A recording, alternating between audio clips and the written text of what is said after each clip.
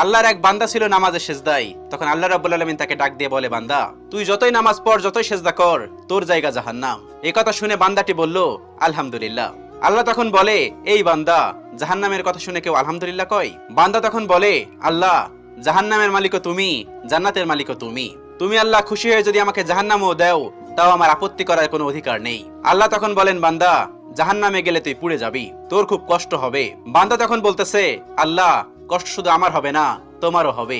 আল্লাহ তখন বলতেছে, বান্দা, তুই পুড়বি জাহান্নামের আগুনে, আমার কষ্ট হবে কেন?